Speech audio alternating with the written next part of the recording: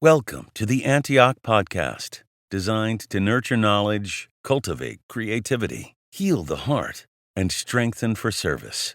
Thanks for listening, and welcome home. So there's a picture of Jesus. There he is. Hi, Jesus. Sometimes we see pictures of Jesus and we just get used to them. And I'm like, Lord, let me not get used to seeing this image. I was over here the other morning and we were worshiping, and I'm like right here, and I'm just singing with you guys and we're worshiping. And then I see this image come into my mind. And there's like stars on the inside of the silhouette of his being. And there's this light coming out of his head, like a crown, like a star. And I'm just worshiping him. And then all of a sudden I remember when I got filled with the Holy Spirit when I was a teenager. And I was at a Christian camp. And it was like this, but without the silhouette, just the star. And the star was looking at me. And it was the love of God. It was the love in his eyes. There was light in his eyes. And I saw the star or the sun come over the circle of the earth, and there it was looking at me. God was looking at me. Out of all the people he could look at, I'm like, why are you looking at me? Why are you looking at me, God? You're looking at me with so much love, so much beautiful love.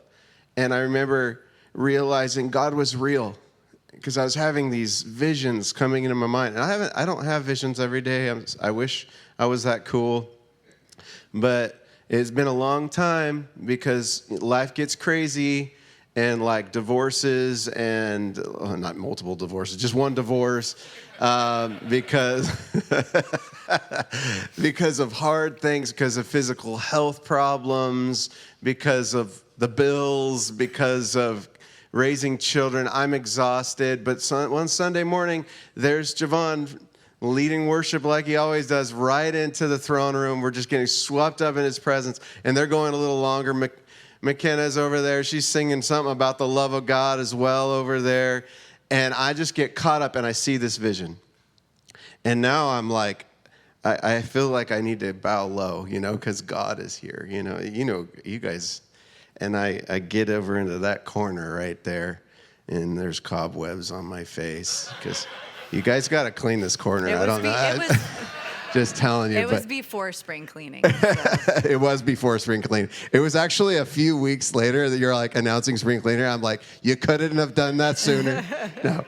I was snotting. I'm crying. I'm now travailing because I'm seeing this spirit, having the spiritual encounter of Jesus with the galaxies inside of the silhouette of his being and the star that met me when in my youth. I'm revisioning it. I'm weeping. I'm like, now I'm moaning. I'm like, moaning, my Jesus.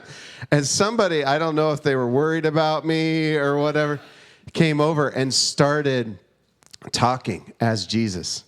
I don't even know who it was to this day here in the church. Maybe it was Jesus. I don't know. And started saying, beloved, I have loved you. And I don't remember what he said because I was a mess, but it was something like, with an everlasting love, I have chosen you. I accept you. I want you. I've always wanted you. I've never left you. I've still been the lover of your soul. This is still a love relationship between you and me, like more than you realize. I'm madly in love with you. I'm not mad at you. I'm mad about you. Something Brad says all the time. Like these like phrases started washing over my soul, and it was like the Lord cleansing me and like reminding me, oh, I actually love you. I really love to be loved by you. And he called me beloved. He used to call me beloved all the time. He never stopped. The thing is I stopped hearing, and all of a sudden I could hear him say that I was his beloved, that I mattered to him like a husband loves a wife. That's how he loved me. And that's scandalous because I'm a dude with a beard, but like you got to realize this is poetic imagery. Our God is a poet. He's a master artist. And I'm an artist. Tracy's an artist. We do art and stuff. I brought some paintings. I did this one recently. It's already sold. It's really really fun. Jesus with butterflies on the inside. Like, people are like, why the butterflies? Because we are all, it's like we're,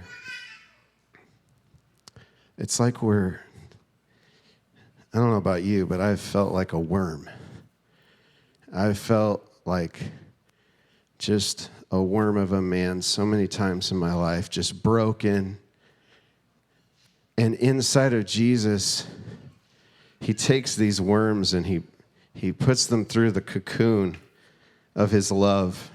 He boxes us in to conquer us with his love. You ever been in a cocoon? This is what I mean poetically. I'm going to talk really poetically today because Jesus is very poetic. I don't know if you knew that about him, but Brad's really smart and he knows how to say things. But I know how to poetize things. So that's not even a word. I just made that up. That's okay. Shakespeare did that all the time. Yeah, that's true. It's a true story. I think God does that, and he takes our little worm-like selves. He puts us in a cocoon. He boxes us in to conquer us with his love. And sometimes that box or that cocoon feels like hell. Anybody know what hell feels like on this earth? I mean, I've seen churches go through hell, adulteries, and I've seen the most painful things you can see in churches, and I've seen the most beautiful things. What I'm not going to talk about is like just pain or just beauty, because God is full of all of it. But I just felt like he was going to say this to you guys. You're in cocoons right now, some of you, and you've been hurting, and you've felt trapped in something. You know what that is. That's between you and God. But beloved, you're coming out of the cocoon. He wants to give you a vision that beauty can come from ashes. You ever seen cocoons? It's like my wife told me once, worms go through like the cocoon is like worm soup. They disintegrate inside of the cocoon and they are reformed or transformed into a new thing. Wasn't this called transformation? Mm-hmm. So we called this transformation. I believe that Jesus cares more about your transformation than you do. Really, I don't know if it's transformation is a good word, but maybe reformation, because you were always meant to be this beautiful, wonderful, glorious creature of beauty that he created you to be, to reform you back into the image of God. You are created in that place, and he's always trying to get you home. He's always trying to get you back to love, to receive love and give love. Some of you are like this, bent over, and you've been in a season of just struggle and pain. And you've had hardship after hardship.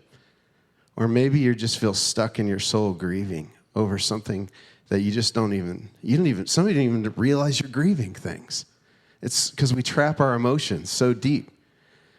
But there is a prayer, there is a travail that comes when we're bent over that life can grow from. Don't lose heart in this season. You are his beloved. He loves you with an everlasting love. He's crazy about you.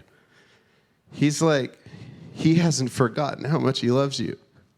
We forget all the time. He's sitting in the darkness of your dark night. He's praying for you. He never stops praying for you. You know how many times Jesus prayed for you just this morning? Do you know how much life is in his prayers? Do you know he's the best intercessor? You know he's wildly committed to this intercession for you. Do you know he's making a request right now before the Father for you? He actually believes in this stuff.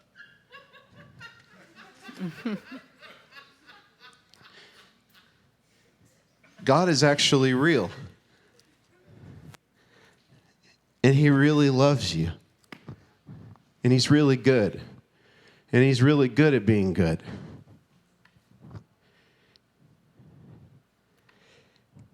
Okay. Do you have anything to say to that, first off? Well, it reminds me of a quote from a Scottish minister, Robert Murray M'Cheyne. We're going to go with that. Doesn't matter. The quote is what matters. He says, if I could hear Christ praying for me in the next room, I would not fear 1,000,000 enemies. Yet distance makes no difference. He is praying for me. And so one of the many benefits of being married to Aeron Brown is that I get these in my house because Aeron has cultivated a discipline of literally fixing his eyes on Jesus. So I have like a shortcut, and I just want to invite you all into that because I'm not a natural eye fixer on Jesus, sir. I grew up like, the story I told Aeron was my dad got me scuba certified when I was 13. And I was like, I'm so cool, I'm 13, I'm getting scuba certified. And then we went for our first beach dive, and you're supposed to swim out on your back because you have a tank, right? And it's heavy. I was like, absolutely not. I'm supposed to swim out on my back and not see the shark coming? No. So there's 13-year-old kid. I'm like, swimming out, looking into the water. Like, what am I going to do? Some shark comes from the depths, and I'm like, aha, I'm prepared. But something in me, punch it, I don't know, what would you do? Something in me has kind of always been like, I'm not going to get blindsided. I'm at least going to see it coming. You know, I would sleep with the light on. Like, I'm just the hyper-vigilant, you're not going to catch me unaware. You might catch me, but you're not going to catch me unaware. But what does that mean? It means my eyes are not fixed on Jesus. My eyes are fixed on everything I'm going to need Jesus to protect me from. And I married somebody, though, who's like, I'm just looking at Jesus. I come downstairs and he's worshiping at the piano, or he's reading scripture. And I know it's because he has to, you know, and he'll tell you that. He has to. All the time, every day. And I'm convicted all the time, every day, because I'm like, well, what about this and what about that? And he's like, I had this vision of Jesus. And then he hangs it on the wall, and suddenly I have something to look at. And this is a key part for me of following, is I have to have something to look at, right? We all do. And I think so many of us, it can be really hard. It's not fix your imagination on Jesus, which is what I try to do a lot of times. I'll sit in the dark and I'm like, okay, my eyes are closed. I'm not looking at nothing but Jesus. But I'm not really looking at anything. Do you know what I mean? And then somebody comes along who's just like, by sheer force of love, brought a vision of Jesus into the world. And then I have something I can look at. And I can get blindsided because he's good and I can trust him. Does that make sense? And so the shortcut is, there's not really a shortcut, but the benefit, the beauty, the invitation is like, how then do we all cultivate that discipline of having actual tangible things we can look at that are Jesus, that remind us of Jesus. Aeron sees Jesus in people. Aeron sees Jesus in the world, right? This is how we are transformed by the renewing of our mind as well. Because our minds are renewed to go, that's not just my kid. That's Jesus is in there. That's not just my pastor. Jesus is in there. It's not just my husband or my mom or my friend. Jesus is in there. And I'm gonna hold on to that reality. And I think I'll share later the identity thing because it connects to that, but I'll pass it back to you for now. Yeah, and then Tracy, she's out there in the house every day painting Jesus in things that I struggle in painting Jesus with, like doing the dishes. It's true. I really love Jesus and you. Yeah. And Jesus is everywhere. He's with our daughter Charlotte, giggling for no reason. I think Jesus is giggling for no reason more than you realize. And he's with Wyatt, he's with Josiah, going out in the streets or talking to me about Jesus. He's like, Dad, I just want somebody to talk about Jesus with. And I'm like, that's just like Jesus. You're also like me. Me. Let's talk with me about Jesus. And he's everywhere, looking and longing. In Isaiah, it says he earnestly looks and longs just to be gracious to us, just to pour out his love. He's on tippy toe on the balcony of heaven, just waiting to just unleash a blessing of his love. Okay. I'm going to be pastorly and fancified and put up scriptures. It's not my favorite, but I'm going to do it. Okay. I'm going to do this standing up because it keeps me focused because I have a little ADHD and I'll start thinking about all kinds of weird things. So I'm going to first tell you a little story. Story time with Aeron Brown. Ready for this? There once was this invitation, okay? It came from a bridegroom to a bride, a man to this woman. It's the greatest love story. It's in the Bible. Greatest love story in human history. Why are we talking about this? Because we're in this thing called follow that God gave us this word for. And when I think about following Jesus, this is literally how my brain works. And I realized that we don't all think like this. I just got hoodwinked by Jesus. Like years ago, he tricked me into love. He messed me up. He ruined me for anything less. And now I got to tell stories like this. So the invitation came to this bride. And him and this bride, they were in love. I mean, they're sitting under this tree every day. She's loving him. He's loving her. It's just like a love feast. They just enjoy each other so much. She's never felt so alive. Up until that point, she felt so dark. She felt so ugly, so worthless. And he's like, no, you're not dark. You're lovely. You're beautiful. You're intoxicating to me. You're just gorgeous. He's just so in love with this girl. Anybody seen Frozen? And, you know, in Frozen, the movie, it's kind of like this at first. What's her name? Anna, the one with the red hair? And she's so in love with this other guy. I don't remember. They're singing about Prince sandwiches. Hans. Is it Hans? Is that the first one? No, the first guy. It is Hans. Okay. Her and Hans, they're just like singing, we're finished each other's sandwiches. That's what I was going to say. No, that's what I was going to say. And they're just like, I love this about you and you love this about. They're just like, oh my God, I love you and I love you. I love you. Let's get married tomorrow. They're just so excited. And there's just this invitation. And it was awesome. And it's kind of like this in this story with this guy and this girl that just are madly in love with each other. And it's Song of Solomon 2:10-13, if we have it. It just says this, my beloved speaks and says to me, arise, my love, my beautiful one, and come away. Arise, my love, my beautiful one, and come away. They're having such a good time. And then the bridegroom just throws this wrench into this whole situation. He's like, but just let's go come away. Let's go dance on mountains together. She's like, on mountains? I don't like the mountains. And he's like, yeah, you know where the lions are?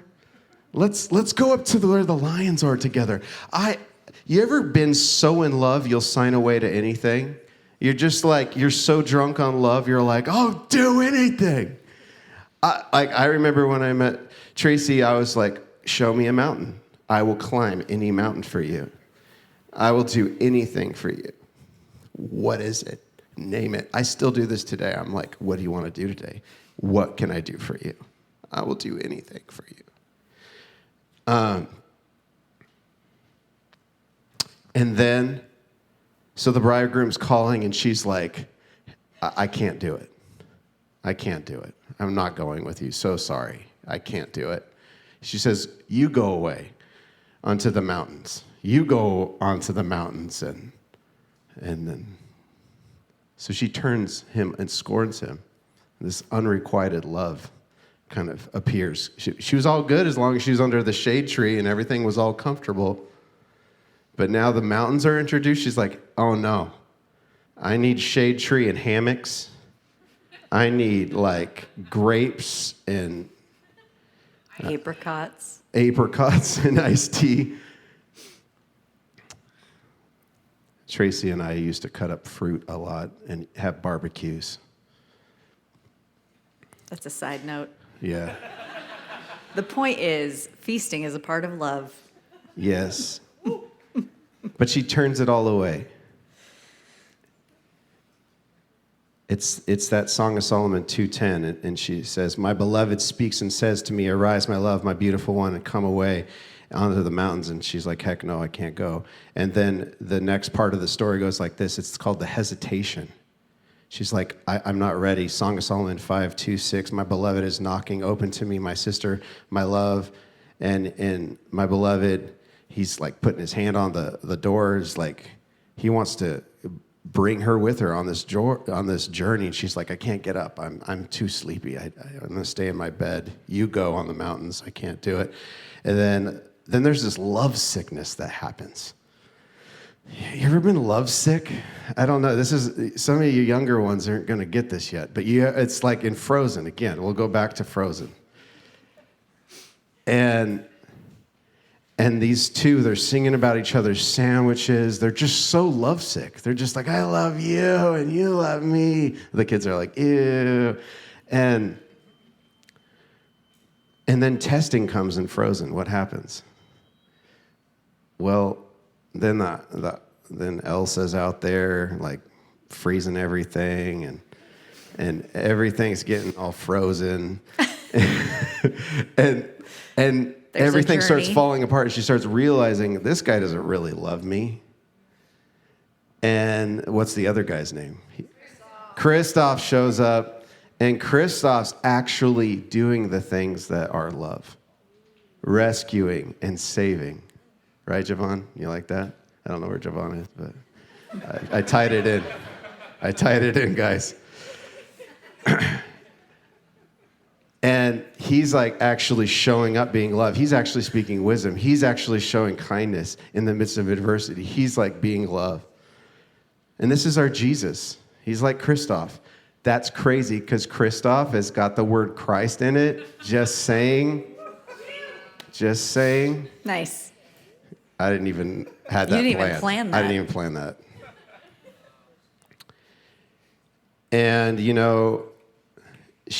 but there's this point before she realizes that. She has to get like to this place where she's like, Song of Solomon 5:8, if you find my beloved, will you tell them that I'm sick with love? So basically, he's been gone now. He's on the mountains, right? The guy's on the mountains. And he's doing the mountain thing, and she's all alone, and she's heartbroken because she's realizing, why did I let him go to the mountains? He's overcoming the lions and Frozen all by himself, and I'm here heartbroken without love. I miss him. And then what happens? She goes, I want him. I want him back. Anybody ever been there? Maybe you're there right now. Maybe it's been too long.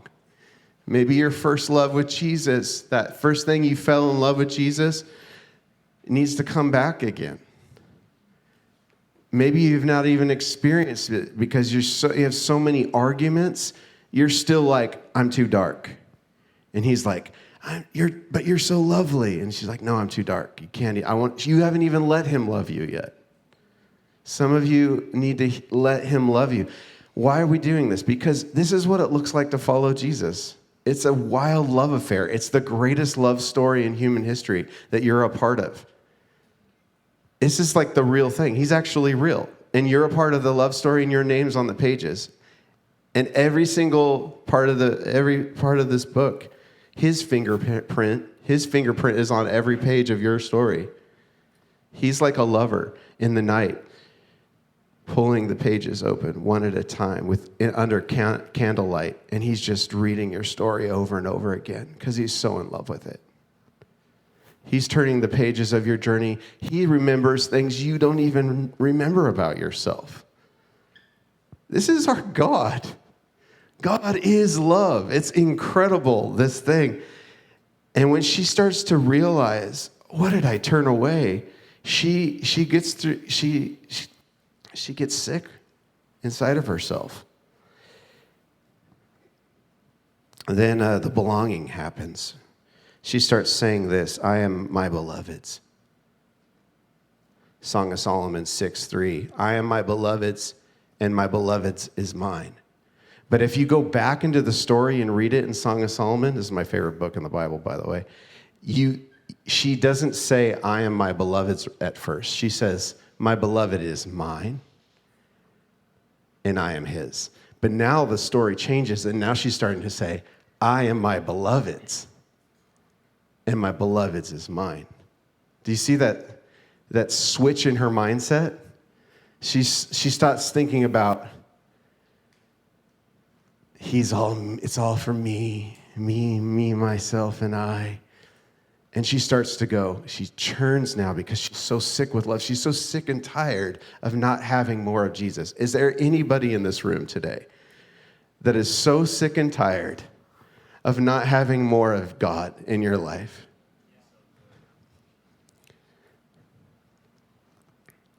I am. I am. I really, really am. Thank you, though. Thank you, Antioch Church, for reminding me of Jesus and how he feels towards me, you know? Thank you for leading me into his presence. Because all of a sudden, he put his hand on the lock of my heart, on the doorknob of my heart, and my heart woke up, and I was like, oh my God, I remember that about you, Jesus. You really, really are crazy about me. I forgot. I let other things get in the way. I let the scary mountains get in the way. So love sickness. She's like, I want him. Okay, there's more to the story. We're almost done. Are you ready for this story? She says, she gets up. Jesus has been gone for a while still. Even though he had come and touched the lock, he had left because she didn't get up. But now she's getting up. She's like, I'm going to get up and I'm going to go find Jesus, this bridegroom. I want you to picture, I haven't really told you yet, but we're all the bride and Jesus is the bridegroom. And Song of Solomon 5:8 says, she starts saying this. She gets up and she roams around the city and she's saying, if you find my beloved, would you tell him that I'm sick with love? Have you seen my beloved? Daniel, have you seen my beloved? Lyda, have you seen him? Have you seen him, Emily? Noah, have you seen him? Have you seen him?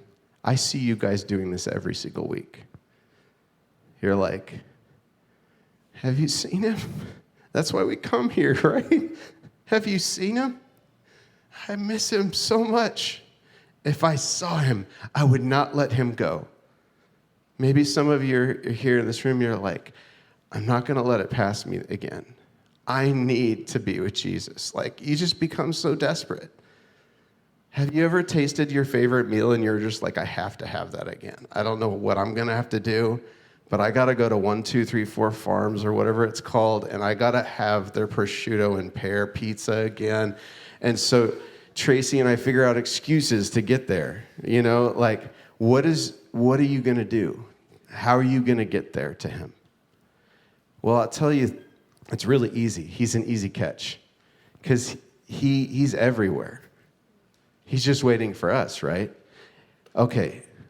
My nerves are finally starting to calm down. That's why I'm sitting. Because I'm just human. The belonging. Then this thing happens. She feels like she belongs to him. She starts asking, and then this happens. The bride comes up. This is what happens. She goes out searching, and he's such an easy catch. Guess what? She finds him. She finds him. She's roaming around the wilderness, though, looking for the one she loves. And the second she starts looking, there he is. Because if you ask, seek, and knock, the door will be open to you. Seek ye first the kingdom of God, and then all these things will be added unto you. If you start seeking him, you will find him. And she's in the middle of the wilderness, and all of a sudden, he's carrying her out of the wilderness. Carries her out of the desert, out of the waste, out of all the hopelessness and discouragement of her life. And people are like, oh my God, who is that? Who's coming out of the wilderness right now? Is it two people or is it one person? Because they're so connected, I can't even tell. Is it one or is it two? Oh, that's Jesus. He's carrying her. He's carrying him. He's carrying us. And that is the story. That's when Frozen starts going, let it go, let it go. No holding back anymore. Let it go, let it go. Turn around and slam the door. And I don't care what they're going to say. She doesn't even care that the people are like, you crazy lady roaming around in the streets, roaming around in the desert, asking for your beloved, you weirdo. She's like, I don't even care. Where is my love? I want to be with him. And then you start looking like Aeron Brown last week, and your knees are all the way up by your eyebrows, and you didn't even know you could do that because you're dancing, because you're so madly in love with Jesus, because she just starts doing weird stuff.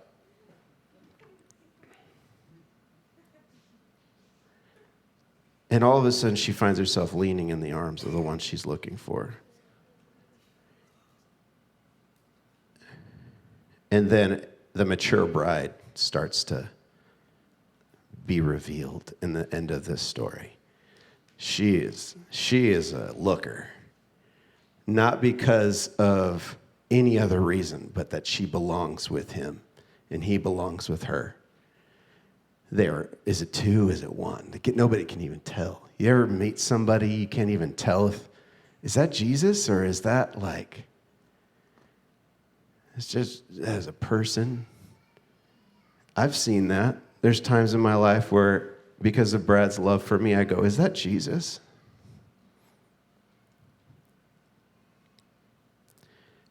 And because of Antioch, I'm looking up and having a vision. I'm like, is that Jesus? And the mature bride looks like this. She's found at the end of the chapter in Song of Solomon 8:14. It says, make haste, my beloved, and be like a gazelle or a young stag on the cleft mountains. All of a sudden you find her there. She's on the hillside. She's on the side of the mountains, and she's running with her beloved on the mountains. She's like, lions, we can take lions. What was that quote you just said about prayer again? If I could hear Christ praying for me in the next room, I would not fear a million enemies. But distance makes no difference. He is praying for me. She's like, I will not fear a million enemies. I will run with you on the mountains. So Aeron was sharing some of this with me this week, and I was just filled with so much compassion for the woman. Any of you guys read scripture and you just so connect with the person who's kind of screwing it up? That's me. Every time I read the Bible, I'm like, I get it. I know, I understand. Because I don't want to leave the fig tree. I mean, it's great. You fall in love with Jesus. I went through the darkest season of my life, and then I went from kind of believing in Jesus to really following Jesus. And it was like heaven, even though everything around me was awful. I was like under a fig tree with my beloved, and it was great. And we had raisins and apricots and all the wonderful things. And then suddenly he's like, let's go to the mountains. I'm like, I just did that. This is the goal, right? Is to be here in the fig tree area, in the garden, happy and peaceful. And he was like, let's go. We're going to do hard stuff again. And I was tired. I didn't want to do hard things again. And I honestly feel like thinking about speaking today, when they first asked us, I was like, yes, I love that. And then processing it, I was like, I don't know that I want to do this. Because I'm still finding language. What Brad goes through every Sunday. I know, I had a lot of compassion for Brad. Because I'm still finding language for what it looks like to follow Jesus, honestly, kind of kicking and screaming into the wilderness, if I'm totally honest. He's had to drag me a lot of places. That's probably the wrong way to say it, because, Jesus doesn't, force you into anything. But do you get what I'm saying? I'm going to go, because where else am I going to go? But gosh darn it, fine, I'm going to go. But I've been asking you for 8 years not to make my daughter have surgery. I've been asking you every night for years not to make us go through this. And you're saying I got to go through it. So fine. But there's that grump. It's probably a mild way to put it, And I'm in a hospital room and she's in so much pain.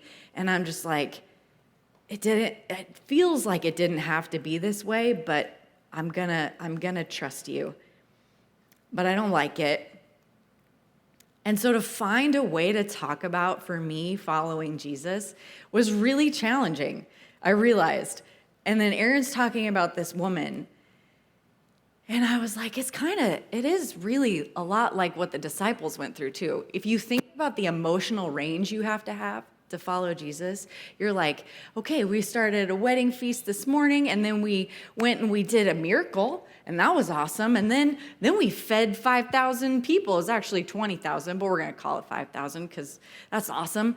And then there was a storm, and Jesus was asleep in the storm. And then there was a demoniac, and then, do you know what I mean? And then we got to Jerusalem, and there was a party because he's hallelujah. And then he was sad, and then we were in a garden, and then he got killed, but then now he's alive. It's wild, y'all.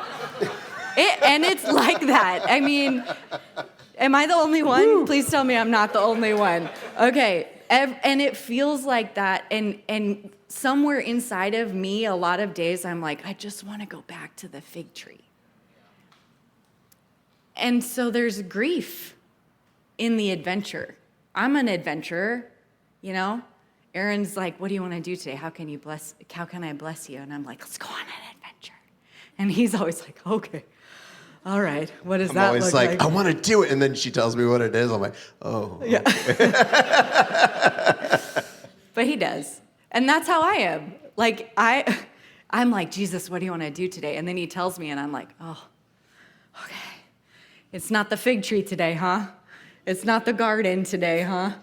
But there's this moment where he's like leaping on mountains, and he's like, it's the winter is past and the springtime has come. Would you come with me and let's go leap on these mountains? And she's like, no, it's winter. He's like, actually, it's spring. And she's like, no, it's actually winter. So we don't go on the mountains where it's freezing cold. Remember Frozen, Jesus? and he's like, actually, it's spring. You just don't know it yet. And it's like we're like these little children. What was that quote? You probably know what I'm referencing, but there's some theologian said something like this story about there's a little kid playing in the gutter, and when the father comes to the little kid, he's like, hey, would you like a day at the beach? Want to go to the ocean? And the kid's like, I don't even know what an ocean is. I'm having a blast with this mud in the gutter. In some water, I'm just playing in the gutter. It's so much fun.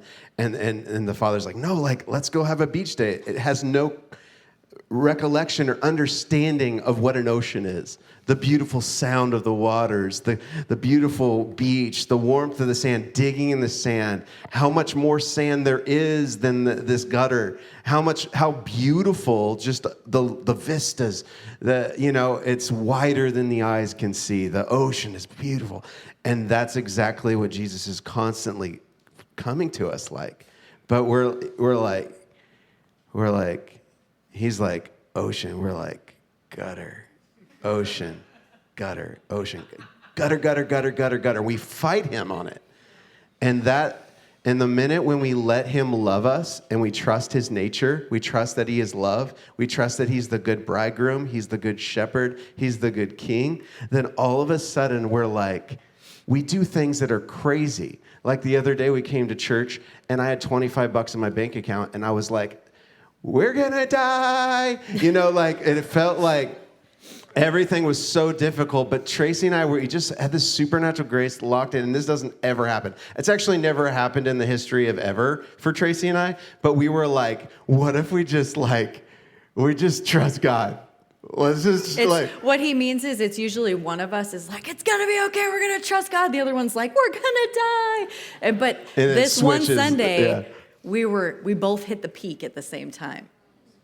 I know. Can you believe it, guys? 6 years, we did it. I'm so impressed by Jesus. It was totally got there. And we were just worshiping here this morning, and this one morning, and it was the snake morning, I think. Mm-hmm. Was it the snake morning? And Corey got up, started prophesying about the snakes and stuff, and I'm like, let's dance on the snakes, because there's like courage. Because why? Because Javon was rocking us into this like love songs of Jesus. And like all of a sudden, I got so confident in his love. And I was like, I signed away to anything. I could do anything. Like I was so drunk on his love. I was like, I just want to love you. I just want to love you. Let's go dance on snakes. Even though I have 25. And the next day, it was so awesome. It was so cool. All of a sudden, negative $450 in my account. I was like, awesome. So good. I love it. And then all of a sudden, this beautiful clarity came. The Lord was like, you've been doing this and this and this way, and it's led to this thing and this thing with your business.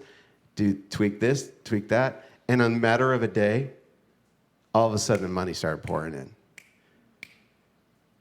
His gift is the mountain. He validates us and said, you're a mountain dancer.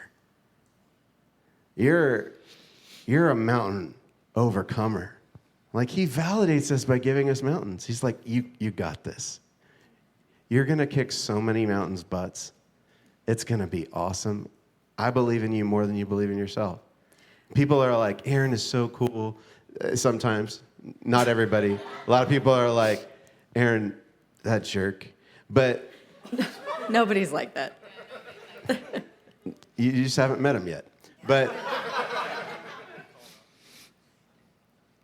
But there's just like, when God gets on you, you just get this superhuman strength. Another way, so the way I've been processing this, what I feel like Jesus has been doing for me, as I'm just still even trying to figure it all out, is he goes the other day, I'm inviting you out of competence.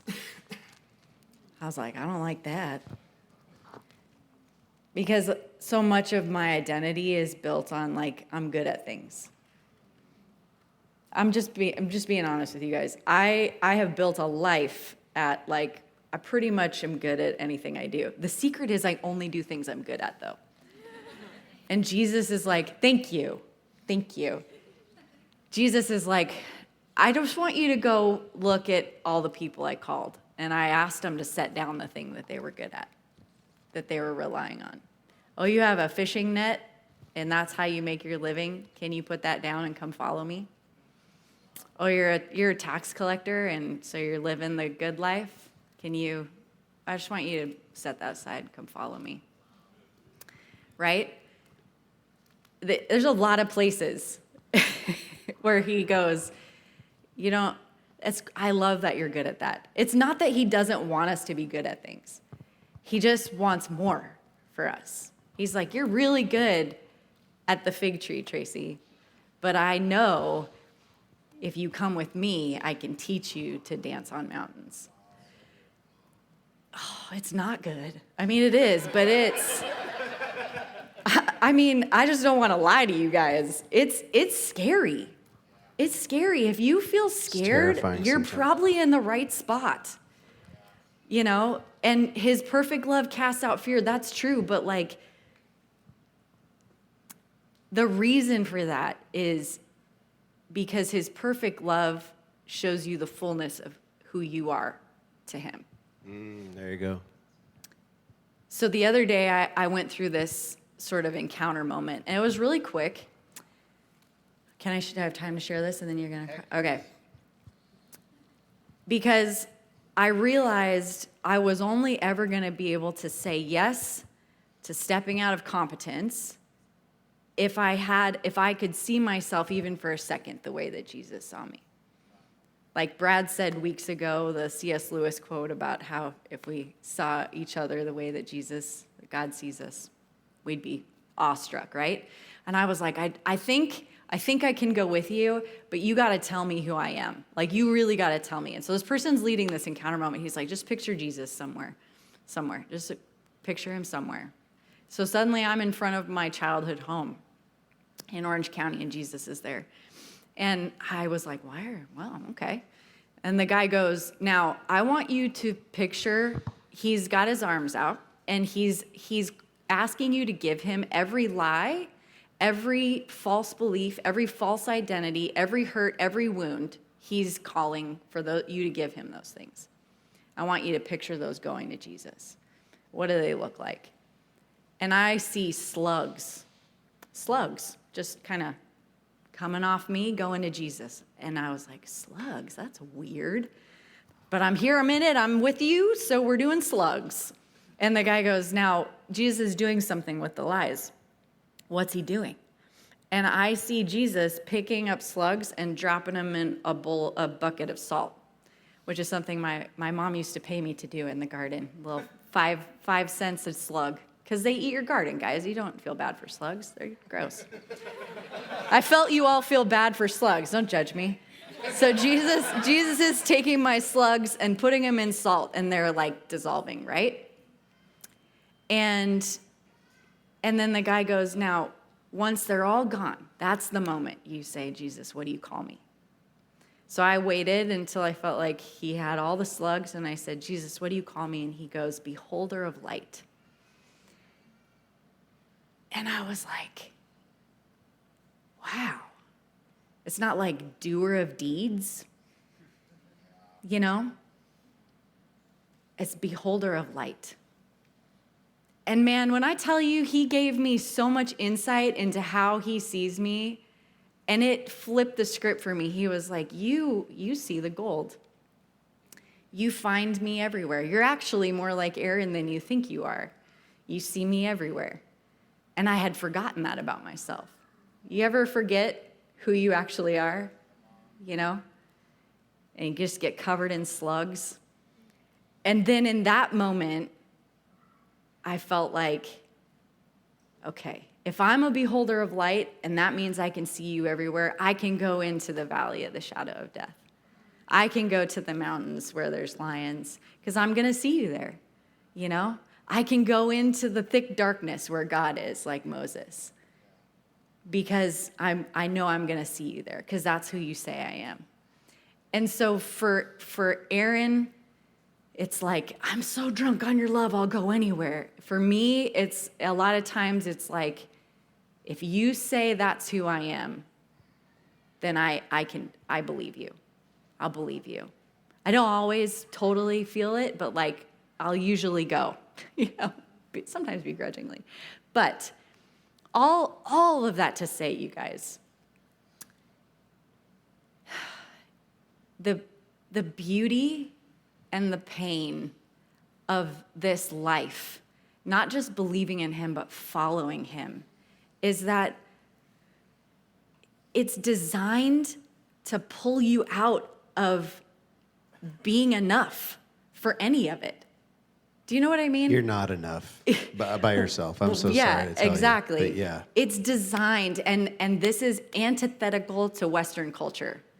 Western culture is going to tell you that if you read enough self-help books and you do enough things and you take the right classes and you follow the right guru, that you'll figure out how to be enough. And you won't. But I've he's tried. enough. He's enough. Jesus, though, when he goes with you and you become the one walking out of the wilderness leaning on your beloved, suddenly you're more than enough. Yes.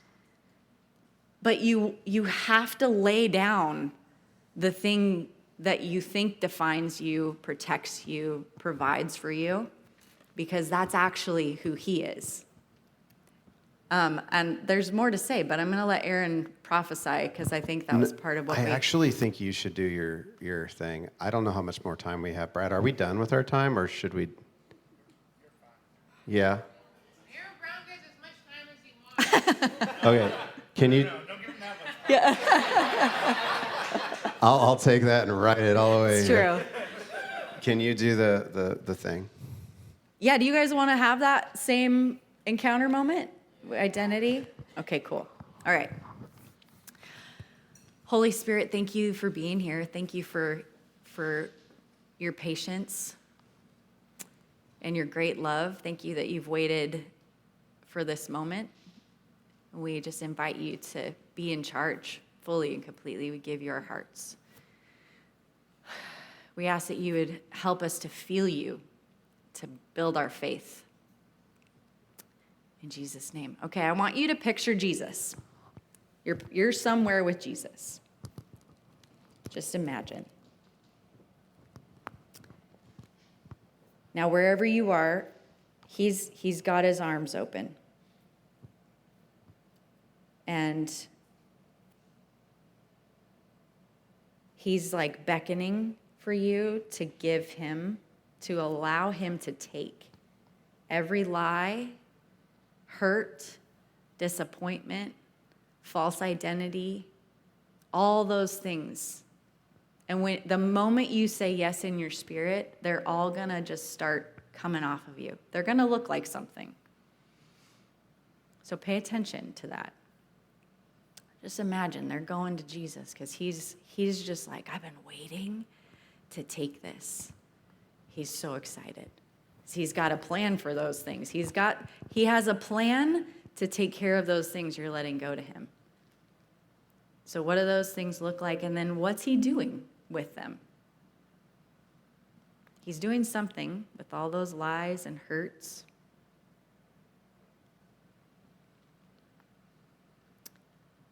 And as soon as you feel like he's got them all, you let them all go. Now we're going to let him fill us with the truth. You just ask him, Jesus, what do you call me?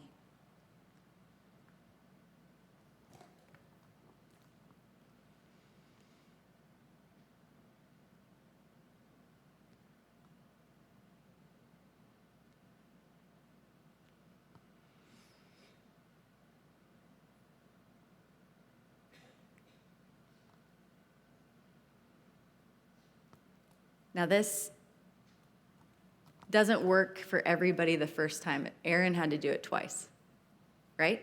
Yep, 3 times. 3 times. So some of you guys are going to feel like, oh, that's amazing. Jesus calls me this. Some of you guys are going to be like, I didn't quite get there yet because that wasn't a ton of time. So go do it again. You know what I mean? Go do it again. Give him more time. What's the structure? One more time. See Jesus somewhere, you're with Jesus somewhere, and his arms are open, and he's ready to take all the lies. They look like something, he does something with them, and once you're empty of all of that, then you ask him what he calls you. And for me, it was, he said, you're the restorer of the broken truth windows. Because I saw shards of glass that were lodged inside my body just being pulled out. And then he took the shards of glass and he made it into this beautiful mosaic window, like stained glass window thing. And he said to me, you've been letting these untruths be inside of you for a long time, but I'm pulling them out and I'm going to redeem them. And you're going to be the restorer of broken truth windows. And this is really quick. This is really important because a lot of us get trained to like introduce ourselves by what the enemy says about us. You know, like we do small groups. It's like introduce yourself, and you're like, well, I'm this, and I struggle with these things, and I've been through this hard stuff, and like Jesus is sitting next to you, and he's like, just tell him you're a beholder of light. Just tell him I call you my daughter, and this and this and this and this, right? But we're so stuck in like all the things that the enemy has told us we are, all the things that we've gone through that have hurt. Not to belittle any of that, but like Jesus has more. He has more. And it's our responsibility to follow him in the fullness of that. Thanks for listening.